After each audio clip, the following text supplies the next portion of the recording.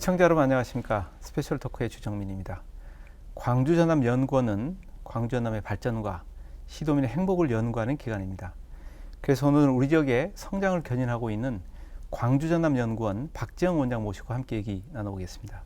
어서 오십시오 원장님. 반갑습니다. 네, 반갑습니다. 예, 바쁘신 중에 이렇게 나와주셔서 감사를 드리고요. 먼저 시청자분들에게 간단한 인사 말씀 부탁드리겠습니다. 반갑습니다. 시청자 여러분. 저는 지난 2월 25일자로 취임한 광주전남 연구원장 박재영입니다. CNB 광주방송을 통해서 시청자 여러분께 처음으로 인사드리게 되어서 영광입니다. 코로나19로 어려움을 겪고 계시는 광주 전남 시도민 여러분께 위로의 말씀을 드립니다. 최근 저희 광주전남 연구원에서도 코로나19 극복을 위한 여러 가지 연구를 진행하고 있다는 말씀을 드립니다. 예, 말씀 주신 대로 지난 2월에 광주전남 연구원 원장으로 취임을 하셨습니다. 예, 취임하신 지 반년이 지났습니다만은 취임 소감 간단하게 좀 말씀해 주시죠. 예, 반년은 아니고요. 네. 5개월 지났습니다. 네, 네. 그 인사청문회에서도 얘기를 했습니다만은 연구원을 전면적으로 혁신하려고 노력을 하고 있습니다. 그러나 상당히 어려운 자리다라는 말씀을 먼저 드리겠습니다. 늘 저는 연구원이 누구를 위해 있는 조직이냐, 어떻게 하면 발전시킬 수 있을 것인가, 연구원장으로서 잘할 수 있을 것인지 늘 자문자답하고 있습니다. 33년 공직생활 마지막으로 차관급으로 퇴직을 했는데 연구원 경영 운영은 실제 처음입니다. 그래서 여러 가지 어려움이 있다라는 말씀을 먼저 드리고 싶습니다. 예, 그럼 원장님 개인적인 얘기부터 좀 시작해 보도록 하겠습니다. 예. 행정고시를 통해서 이제 공직에 발을 디디셨는데요. 공직자가 되기 위해서 특별히 뭐 어떤 그 계기가 있으셨는지 말씀을 좀 주시죠. 사실 솔직히 말씀드리면 특별한 계기는 없었다 이렇게 생각을 합니다. 네. 저희 집안에 공직자가 없었기 때문에 부모님이 바람이랄까 한 명 정도는 누군가 공직을 했으면 좋겠다라는 말씀은 계셨습니다. 그래서 처음 이제 행정고시를 합격하고 공직을 시작할 때는 사실 포부도 좀 컸고 네. 뭔가 사실 국민에 대한 봉사 또 국가 발전에 크게 기여를 해보자라는 그러한 기회가 컸습니다. 그런데 33년을 하고 퇴직해 보니까 크게 국가 발전에 기여했거나 지역 발전에 기여한 것이 별로 없다. 그래서 제가 반성을 좀 하고 있습니다. 예, 예, 굉장히 겸손한 그런 말씀을 해주시는데요. 제가 알기로는 이제 정말 국가와 또 지역을 위해서 많은 일을 하신 걸로 알고 있습니다. 전남도청에서부터 또 국민권익위원회까지 다양한 공직을 경험하신 걸로 알고 있는데요. 그동안의 공직 생활에 대해서 간단하게 좀 소개를 해주시겠습니까? 예. 82년에 행정고시 25회에 합격을 했습니다. 대학 4학년 때인데요. 그러고 나서 전남도청과 내무부를 거쳐서 94년 말에 임명직 마지막 군수로 한평군수를 했습니다. 네. 이후에 전라남도 도지사 비서실장, 행정자치부의 지방기획과장, 기획예산처의 국장, 행자부의 균형발전지원본부장, 그다음에 전라남도 부지사를 거쳤습니다. 그리고 청와대에는 3번을 근무했는데 행정관으로 2번, 비서관으로 1번, 김대중, 노무현, 이명박 정부에서 일을 했습니다. 네. 각 한 1년씩 노무현 정부 때는 2년을 했습니다. 네. 그리고 나서 마지막으로 국민권익위원회 고충 담당 부위원장 겸 사무처장으로 차관급으로 3년을 근무하고 2014년 11월 10일 퇴임을 했습니다. 만 32년 8개월 근무를 했는데 사실 이렇게 숨가쁘게 살아온 경과를 단순히 얘기를 하려고 하니까 좀 세월이 참 빠르구나 하는 생각이 듭니다. 예. 뭐 국가를 위해서 또 나라를 위해서 33년 근무한 것 자체가 정말 많은 일을 하셨다는 생각이 좀 드는데 청와대 3번 이상 근무한 그런 공직자도 많지 않을 텐데요. 거의 제가 알기로는 기록이라고 봅니다. 네, 특히 그럴 것 같습니다. 김대중 대통령님, 노무현 대통령님 때는 어떻게 보면은 그 정권이 바뀐 뒤였지 않습니까? 50년 만에. 근데 이제 다시 이명박 정부 때 근무한 것은 거의 제가 보기로는 그런 경우가 거의 없었다라는 생각이 듭니다. 네. 3번 근무한 경우도 아마 제가 거의 기록이지 않을까 싶습니다. 예. 전남도 행정부지사로도 또 근무하셨죠? 예, 몇 년도? 18개월. 18개월 근무하셨습니까? 2008년부터 9년 6월까지 해서 18개월 근무했습니다. 예, 그때도 참 좋은 일을 많이 했으리라고 생각되는데 혹시 기억나는 일 있으신죠? 예, 저는 행정부지사, 네. 행정부지사로 18개월을 근무했습니다. 근데 박준영 지사님이 저에게 말씀하시기를 당신은 이 안에 네. 행정을 좀 챙겨달라. 행정의 어떤 시스템이나 이런 행정을 챙겨달라 해서 제가 18개월 동안 거의 아마 그 내부 행정을 좀 챙긴 것 같습니다. 지사님은 외부로 네. 활동을 많이 하시고 저는 내부의 행정, 특히 인사, 예산 이런 부분에 대해서 좀 많이 챙겼던 것 같습니다. 예, 안살림을 예, 사셨네요. 그렇습니다. 예. 이제 공직에서 퇴직한 이후로도 또 예. 사회 활동도 활발하게 하셨습니다. 그래서 예, 사회봉사도 많이 하셨는데 어떤 일을 주로 하셨습니까? 사실 저는 이제 2014년 11월 네. 퇴임 후에 약 10개월간을 좀 쉬었습니다. 네. 전혀 그 공직이나 유사 경력을 갖지 않고 그래서 집사람하고 여행도 하고 책도 읽고 서예도 배우고 네. 서당도 다녔습니다. 그래서 제가 대학과 논어를 공부를 좀 했고요. 정말 즐거운 시간을 보냈습니다. 그러다가 이제 2015년 9월부터 2년간 서울대 행정대학원의 개원교수로 한국의 지방자치에 관해서 3학점짜리 강의를 했고요. 대학원생들을 상대로 건국대 정치대학원에서 한 6개월 한 학기 초빙교수로 똑같은 한국 지방자치를 강의했고 광주대학교 부총장으로 그 후에 2년간 지난 1월 말까지 2년간 주로 대외 협력 업무를 담당하는 부총장이었습니다. 그때 제가 사실은 지역 사립대의 어려움을 네. 알게 됐습니다.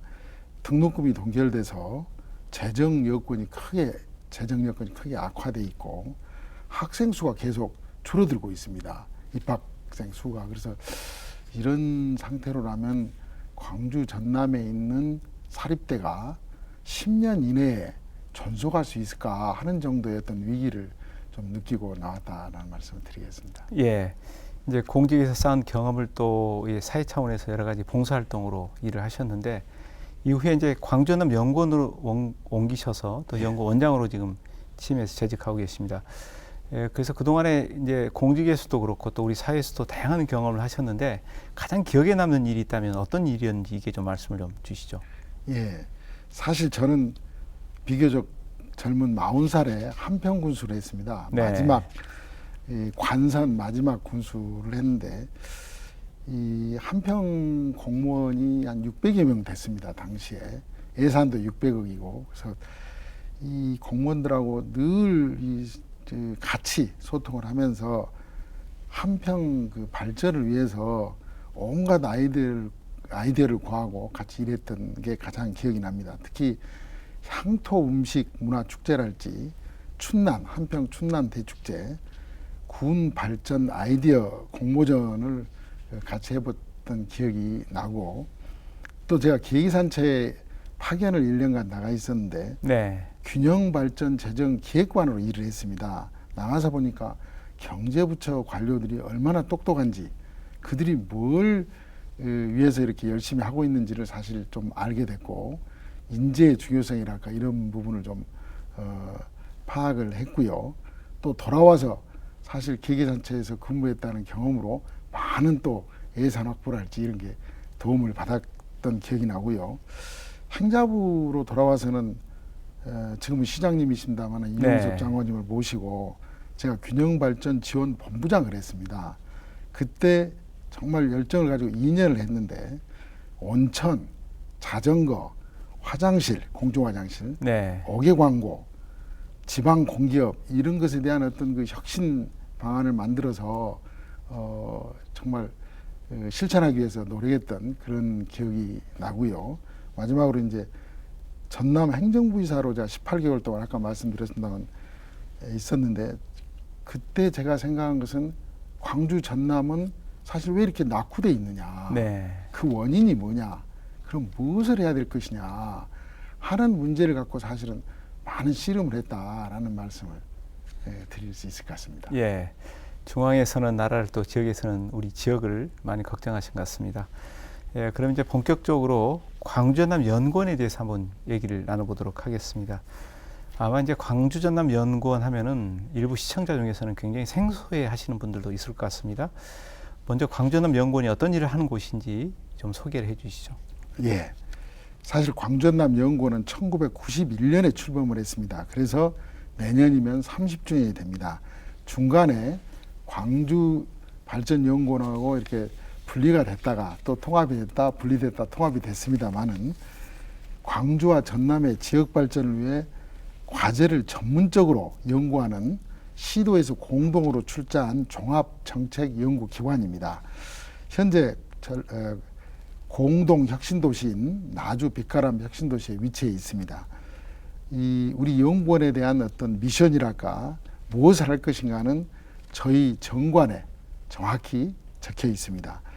이 지역 경쟁력을 향상시키는 정책 대안을 연구하는 것, 그다음에 광주 전남 시도민의 삶의 질을 향상시키는 것, 광주와 전남의 상생 발전에 기여하는 그러한 연구를 하라 이렇게 돼 있고요.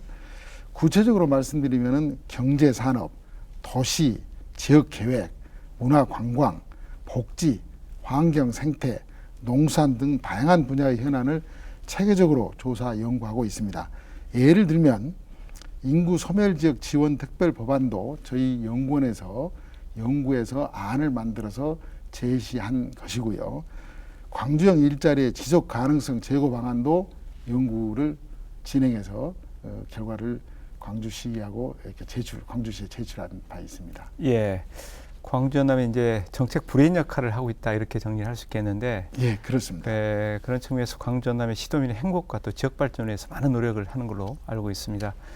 원장님이 취임한 이후에 아마 연구원에 약간의 변화가 있었을 것 같습니다. 어떤 변화를 시도하셨습니까?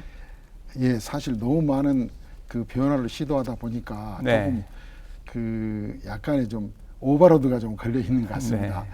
먼저 외적으로는 제가 사실 연구원의 어떤 비전을 설정을 했습니다.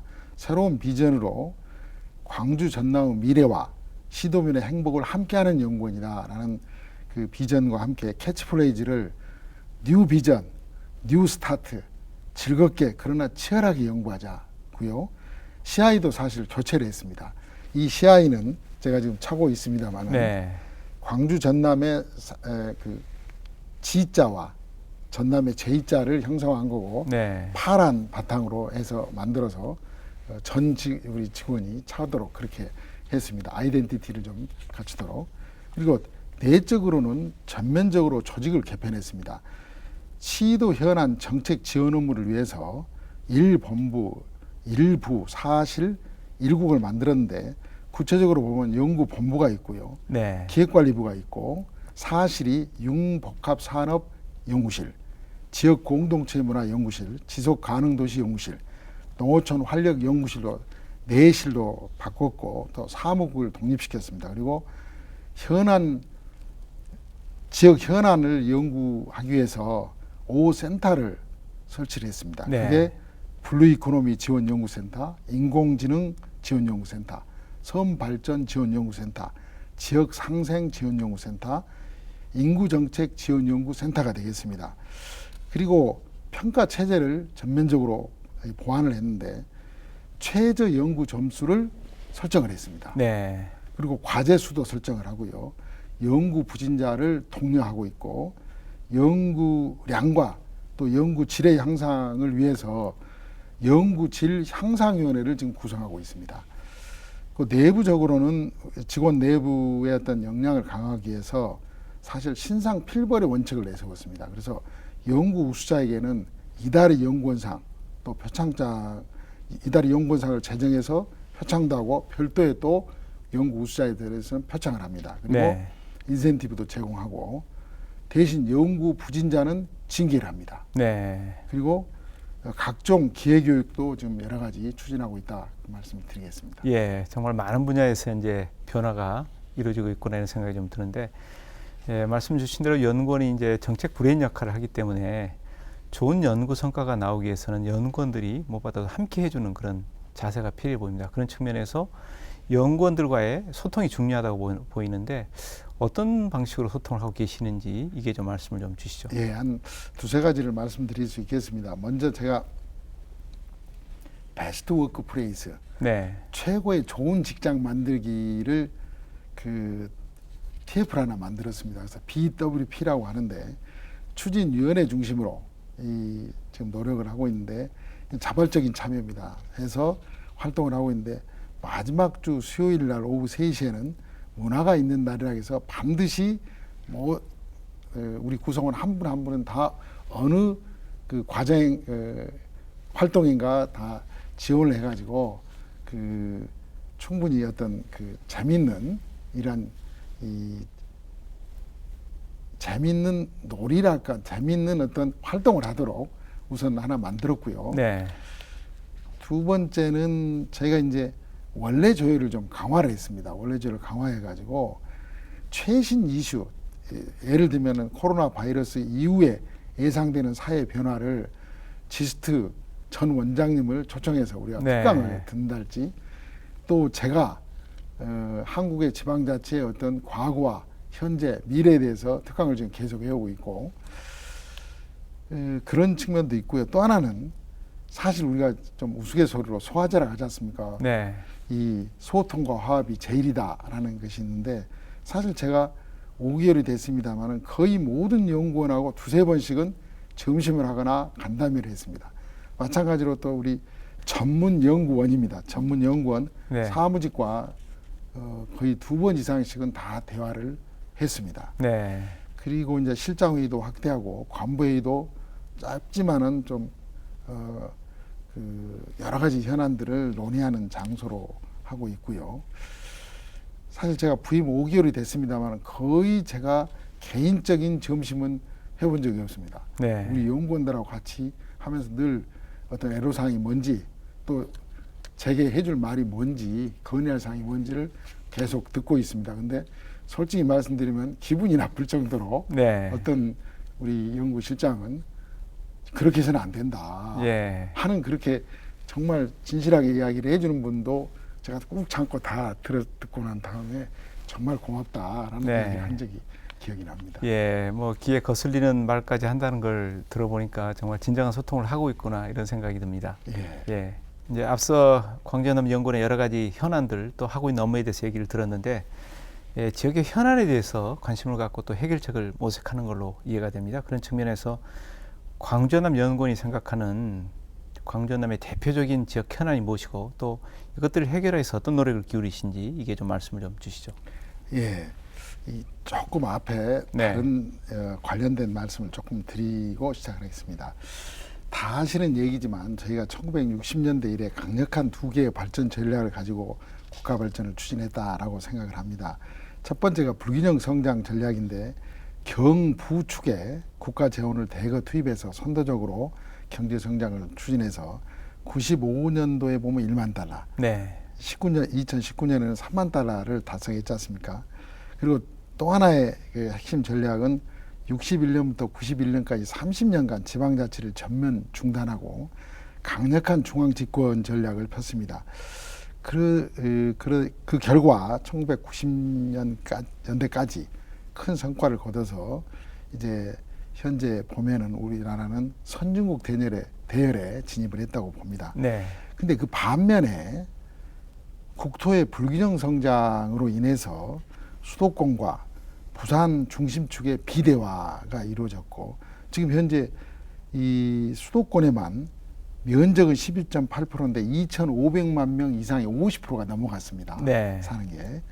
근데 이 반대축인 강원 호남축을 보면은 인구가 수도권과 부산축으로 이동을 하면서 이 지역은 인구가 과소화되고 네. 노령화되고 또 저개발 현상이 일어나고 있습니다.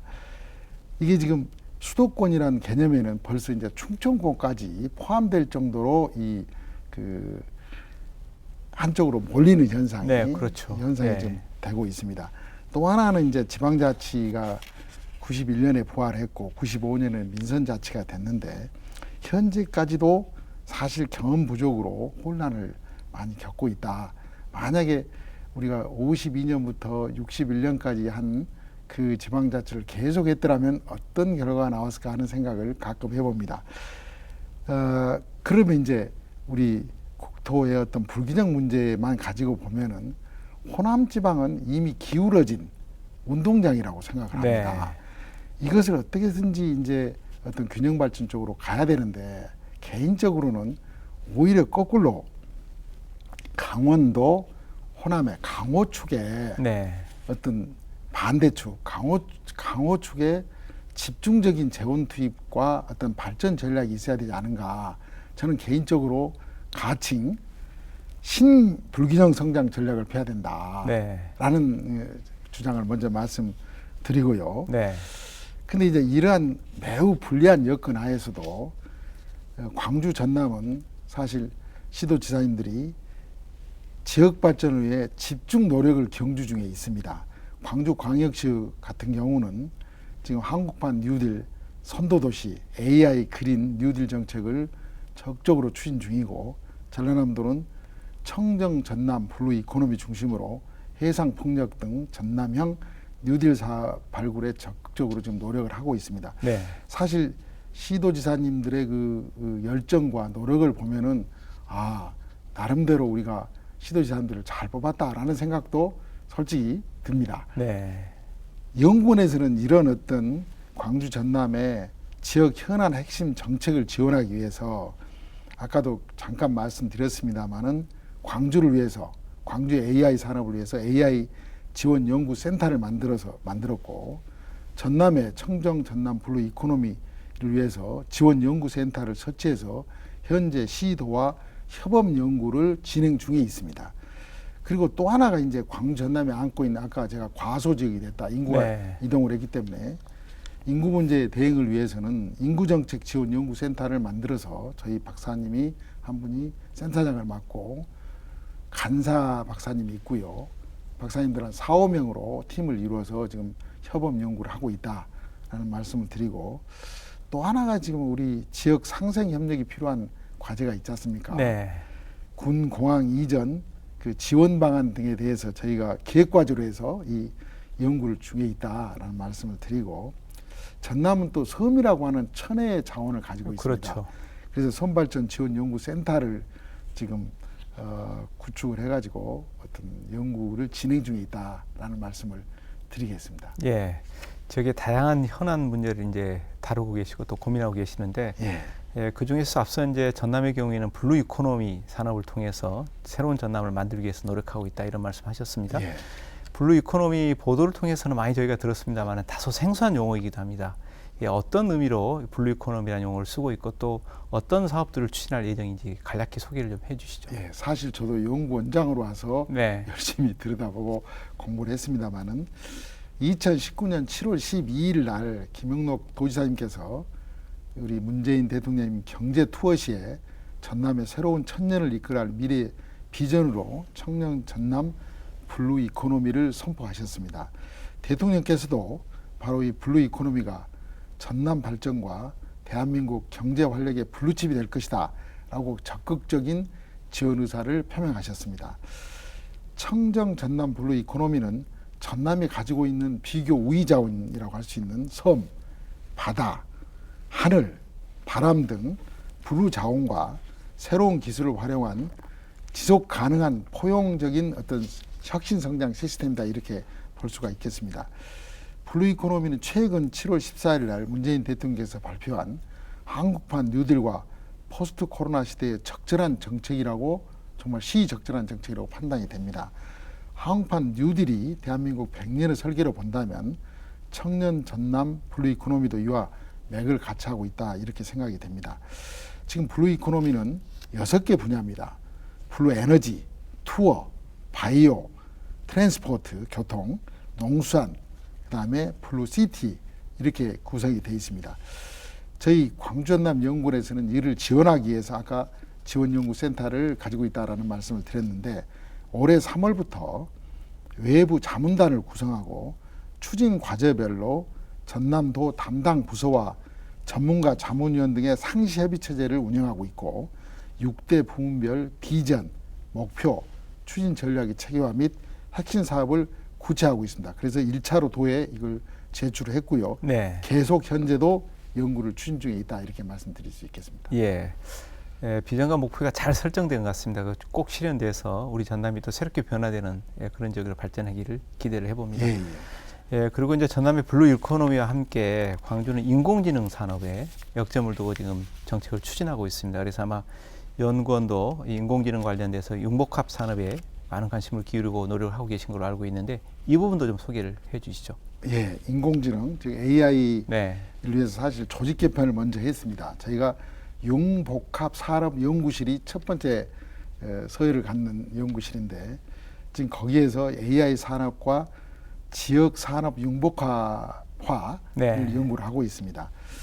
사실 인공지능 지원 연구센터는 저희가 지금 정부의 3대 혁신 성장이라 할 수 있는 AI, 데이터 경제, 수호 경제 등에 대응하고 또 AI 수도인 광주의 어떤 AI 수도가 조성되도록 정책적인 지원 연구를 하는 거고요.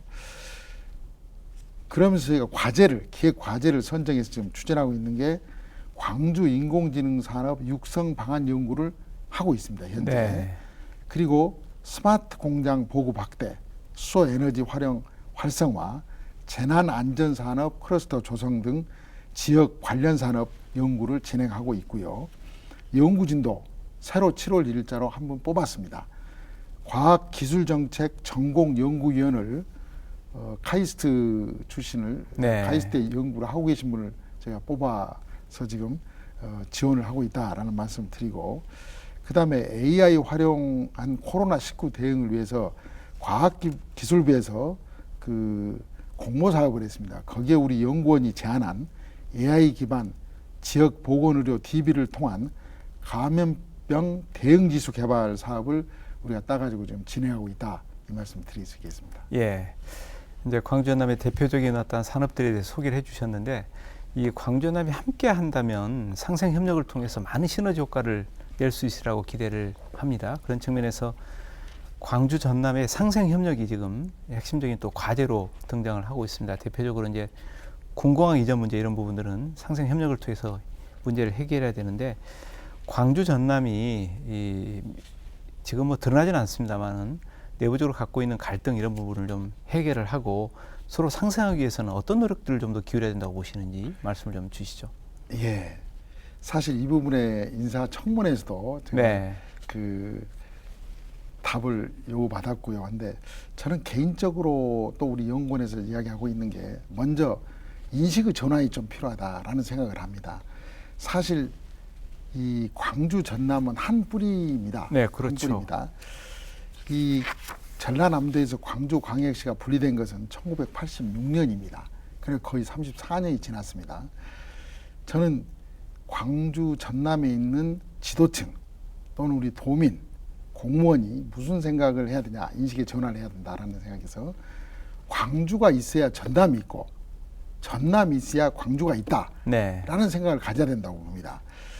그래서 그간 양시도가 잘 협력해 왔습니다만은 갈등도 상당히 많았다고 생각을 합니다. 아까 지적하신 것처럼 그간 몇 년간의 갈등 과제를 보면은 광주 민간공항 무한 이전, 그다음에 광주 군공항의 전남 도내 이전, 나주 혁신도시 관련해서 공공기관 이전이나 발전기금 조성, 네. 발전재단 구성 이런 게 되고, 또 나주 혁신도시의 그 쓰레기 소각장이 있지 않습니까? 네. 거기에 광주 쓰레기를 반입하는 문제 등이라고 생각을 합니다. 그래서 저희 연구원에서는 사실 지역 상생 지원 연구센터를 만들었습니다. 만들어서 이 김재철 박사님이라고 저희 선임 연구원 제 네. 선임이신데 이분이 센터장을 맡으셔서 지금 현재 기획 과제로 하고 있는 것 하나는 광주 공공항 이전 지역 지원, 어떤 지원을 할 것이냐, 그 과제를 집중적으로 먼저 연구를 하고 있습니다. 사실 이 문제는 자치단체가 각각의 자치단체가 있기 때문에 자기 지역에 서로 좋은 어떤 시설, 발전 단지, 연구 시설 이런 것을 다 유치하려고 하는 것은 뭐 인지상정이라고 생각을 합니다만은 그게 첫 번째 저희가 상생협력으로 사실 나주 혁신도시가 공동 혁신 도시거든요. 네. 그렇기 때문에 앞으로도 저는 광주 전남이 정말 허심탄회하게 이런 문제들에서 논의를 하고 같이 협업을 한다면은 오히려 현재보다 훨씬 나은 어떤 그 지역 발전을 이루지 않을까 생각을 합니다. 한전이 나주 혁신 도시로 온 것은 공동 혁신 도시였기 때문에 우리나라 제1의 공기업인 한전이 왔다고 생각합니다. 네, 그렇죠. 예, 그래서 저는 지도층 인사들이 절대 광주가 전남을 비난하고 전남이 광주를 비난하는 그런 것은 정말 자제해야 된다. 광주가 없으면 전남이 없고 네. 전남이 없으면 광주가 없다. 이런 생각을 저는 가졌으면 정말 좋겠다는 생각을 합니다. 네. 우리 공직자뿐만 아니고 또 우리 시도민도 또 똑같은 예. 생각을 가져야 된다는 생각이 예, 듭니다. 예, 그렇습니다. 예, 그리고 이제 코로나19 얘기를 안 할 수가 없습니다. 예. 저희가 이제 코로나19와 함께 지금 살아가고 있는데 이 코로나19 때문에 광주 전남의 경제가 되게 어려워졌습니다. 그래서 이제 지역 경제에 지금 현재 어떤 영향을 주고 있는지 좀 궁금한데 이 부분 좀 말씀을 좀 주시죠. 예, 제가 오늘 아침까지 자료를 좀 챙겨 왔기 때문에 네. 한번 자료를 보면서 말씀드리겠습니다. 예. 사실 지금 코로나19로 인해서 지역 경제가 매우 어렵습니다. 통계를 찾아보니까 5월까지만 통계가 좀 나와 있습니다. 최신 통계가. 근데 제조업 분야를 보면은 광주가 전년 동기 대비 마이너스 24.5%입니다. 네. 지금 제조업 생산이. 그리고 전남을 보면은 마이너스 6.3입니다. 전남이 조금 어떻게 보면 낫다는 생각을 네. 합니다만은 다 이렇게 그 하락을 하고 있다는 말씀드리고, 무역 분야에 보면은 지금 6월까지 광주 누적 수출 금액이 전년 동기 대비 12.4% 감소를 했습니다. 6월까지 전남의 누적 수출 금액도 전년 동기 대비 21.3%가 감소를 했습니다. 소비 분야를 보면은 광주 전남 지역의 대형 소매점의 판매액은 이 3월에 큰 폭으로 감소를 했습니다. 지금 전년 광주가 보면은 전년 동기 대비 16.0%, 3월이 19.5%, 전남이 약 10.1%, 9.1% 이렇게 감소를 하고 있고요. 근데 이제 정부의 긴급 재난지원금 효과로 4월부터는 약간 이게 증가세로 네. 소비 분야는 돌아섰습니다만은 이제 이게 그 효과가 거의 끝나가는 것 같습니다. 네. 좀 앞으로 어려울 것이다라는 소비 분야가 생각이 들고요. 고용 분야도 어렵습니다. 지금 코로나로 인해서 광주 취업자는 전년 동기 대비 3월이 9,000명, 4월이 8,000명, 5월이 1,000명이 줄어들었습니다. 전남 취업자는 동기 대비해서 3월이 7,000명, 4월이 8,000명, 5월이 5,000명이 줄어들었습니다. 네. 고용이 굉장히 어렵다는 것이 되겠죠. 그래서 앞으로 6월 달에 실업자 수를 보면은 광주가 33,000명, 전남이 22,000명입니다. 실제로 굉장히 어렵다라는 말씀을 드리고, 앞으로도 이게 좋아질 가능성이 그렇게 높지 않다라는 말씀을 드릴 수가 있겠습니다. 네, 그렇죠. 이제 코로나19 백신이 개발돼서 치료에 대한 희망이 생기지 않는 한 계속 이런 현상은 지속될 것 같습니다. 예. 정말 어려운 상황인데요. 예. 이런 어려움을 극복하기 위해서 정부 기관들 또 지역에 있는 공공기관들이 많은 노력을 하고 또 함께 힘을 모아야 된다고 생각이 됩니다. 그런 측면에서 현재 연구원은 어떤 지원과 노력을 하고 계시는지 말씀을 좀 주시면 좋겠습니다. 예. 사실 저는 개인적으로는 비상 상황에서는 비상수단을 강구할 수밖에 없다라는 네, 생각을 그렇죠. 합니다. 예를 들면은 우리가 아주 어려운 중소기업에 또는 그 영세상 이런 데에 지원을 1,000만 원 또는 뭐 2,000만 원, 3,000만 원 한도 내에서 한다는데 절차가 너무 복잡합니다. 네. 그래서 제가 이 지역에 새로 당선된 국회의원분께 그건 비상한 수단을 쓰십시오. 좀 건의를 하십시오. 한 게 뭐냐면은 1,000만 원을 지원할 때 관련된 서류를 몇 가지를 내라 갑니다. 그리고 너무 많기 때문에 짝수와 홀수 날로 지정을 해서 접수를 받는다 해서 정말 그 스투피드한 일이다. 네. 그게 아니고 각서를 하나 쓰고, 각서를 내가 자격이 안 된 사람이 지원했다면은 이에 2배를 내가 물겠다. 네. 나는 그런 각서를 쓰고 제출 자료는 나중에 내더라도 바로바로 저는 그 지원을 해줘야 된다라는 생각에서 제가 지역 국회의원한테 건의를 해서 한번 논의를 했다고 합니다. 당에 가서. 근데 정부 당국에서 정책 당국에서 그렇게 할 경우 걷잡을 수가 없다. 네. 이게 그러면서 조금 간소화만 했다고 생각합니다만은 정말 저는 비상한 시국에는 비상한 대책이 필요하다는 생각을 하고요. 저희는 사실 저희 연구원에서는 코로나 관련돼서 우선 포스트 코비드, 그러니까 포스트 코로나 19 충격과 전환이라는 연속 토론회를 광주광역시와 같이 했습니다. 3번을 했고요. 그 다음에 어떤 뉴 노멀이라고 하지 않습니까? 새로운 표준 확산에 부합한 지역 차원의 변화 진단 및 맞춤형 정책 발굴을 위해서 이 지역의 산, 학, 관, 연이 참여하는 5개 분과별 TF를 구성해서 운영 중에 있습니다.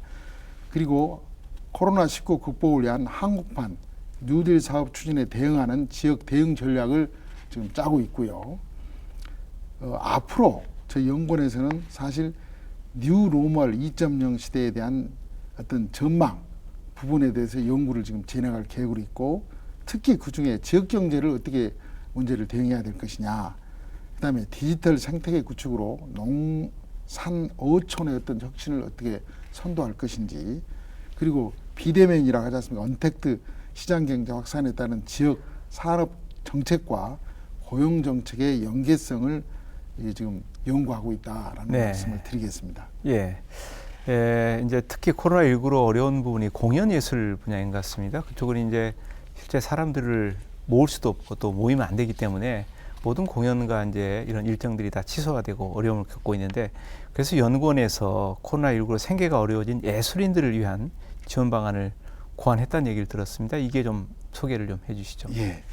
저희 연구원에서 광주 전남 정책 브리프라는 것을 발간합니다. 네. 한 달에 한 5-6번 정도를 발간하는데 최근에 이게 나왔습니다. 그래서 지금까지 이제 정부하고 광주 전남 지역의 코로나19로 인한 어떤 예술 지원 행태를 제가 분석을 해보니까, 코로나19로 생계가 곤란한 예술인, 그다음에 단체를 대상으로 긴급 생활안정자금을 지원하고 공연, 전시, 시설 대관료를 깎아준달지 창작 준비금을 지원하는 것 같습니다.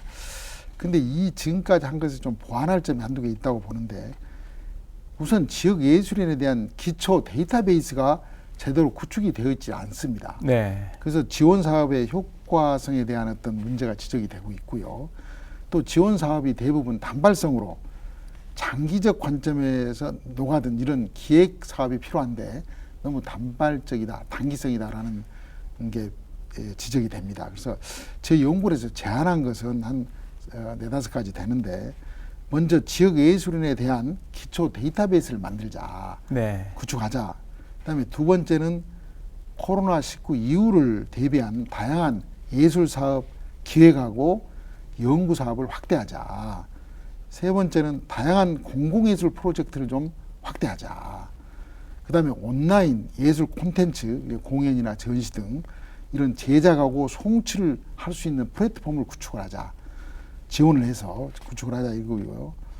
그다음에 예술인 지원을 위한 크라우드 예. 펀딩 등 기부 문화 활성화를 위한 어떤 그런 캠페인이랄지 어떤 제도를 만들자라는 거고요. 마지막으로 코로나19와 같은 팬데믹 상황이 발생할 경우를 대비해서 예술인 지원 제도를 만들자. 그러니까 조례를 만들든지 해가지고 좀 대비를 하자라는 말씀을 드릴 수가 있겠습니다. 예, 지금 이제 제안하신 많은 예술인들을 위한 그런 지원 방안들이 잘 실현돼서 예술인들이 새로운 또 기회를 찾아서 이 지역의 예술 활동이 좀 활성화됐으면 좋겠다는 생각을 해봅니다.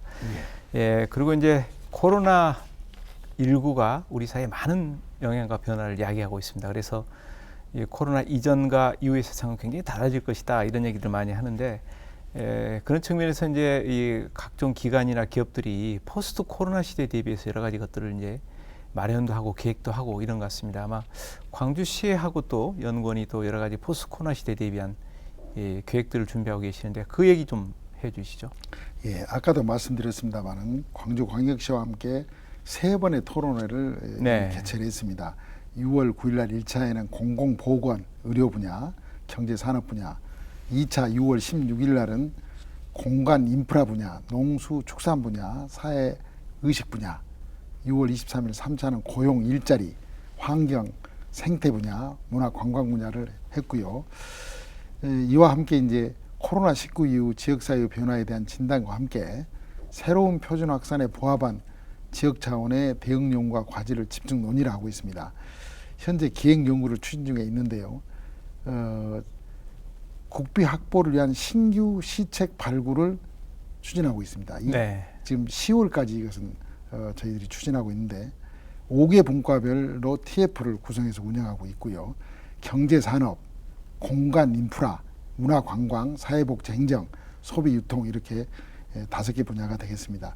그리고 또한 코로나19 극복을 위한 한국판 뉴딜 사업 추진에 대응한 지역의 어떤 대응 과제 발굴을 추진하고 있습니다. 지금 디지털 뉴딜, 그린 뉴딜, 휴먼 뉴딜 등 광주시가 내세운 이러한 한국판 뉴딜 사업에 부응하는 광주시의 노력에 저희가 노력에 적극적으로 지원 연구를 하도록 그렇게 하겠습니다. 예. 오늘 좋은 말씀 많이 들었는데요. 이제 마무리 차원에서 몇 가지 질문을 좀 더 드리겠습니다. 그동안에 이제 33년 동안 공공 분야에서 또 민간 분야에서 많은 일을 하셨고 좋은 일을 많이 하셨는데 앞으로 이루고 싶은 계획이나 목표가 있다면 이게 좀 말씀을 해 주시죠. 예, 우선 저는 광주 전남연구원의 발전입니다. 네. 제가 이루고 싶은 것은 16개 시도 연구원 중에서 가장 경쟁력 있는 연구원이 되도록 하는 것입니다. 그리고 현재 시스템이 있으나 느슨하고 작동이 안 되는 것은 적극적으로 개선을 하고 시스템이 없는 부분은 이를 갖추어서 시스템으로 움직이는 연구원으로 발전시키고 싶습니다. 그리고 세 번째는 정말 이게 중요하겠죠. 낙후된 광주 전남의 미래 발전과 시도민에게 행복을 주는 그런 연구원이 되도록 그런 연구를 지속할 수 있도록 해나가는 것입니다.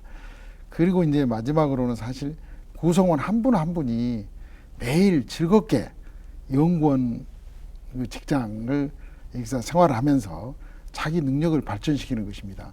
제가 새벽에 일어나서 적어본 것을 한번 여기다 옮겨봤습니다. 네. 능력 있는 연구원, 즐거운 연구원, 출근하고 싶은 연구원, 신나는 연구원, 남들이 부러워하는 연구원, 당당한 연구원, 자랑하고픈 연구원, 애들도 자랑스러워하는 연구원을 만들자는 것입니다. 사실 이게 매일 원장으로서는 고민하고 자문자답하는 것입니다. 그 다음에 이건 이제 광주전남 연구원의 발전이고요.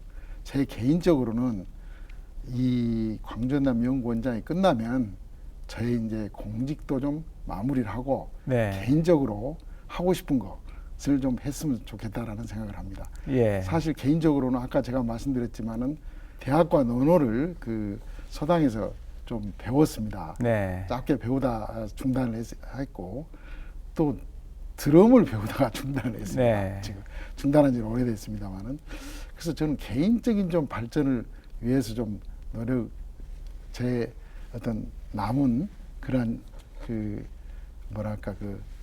여명을 좀 해봤으면 좋겠다라는 생각을 가지고 있습니다. 특히 저는 워낙 여행을 좋아하기 때문에 네. 지금도 여행을 좀 토일 일요일은 다닙니다만은 여행을 좀 많이 다니는 것, 전 세계로 좀 다니는 것, 우리 지역에도 많이 다니는 것이 네.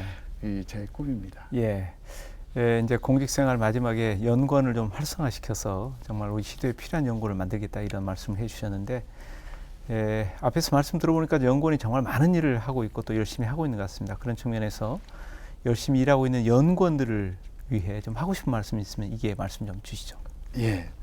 사실 제가 좀 이 자리를 빌어서 네. 우리 연구원에게는 좀 미안하다라는 생각을 합니다.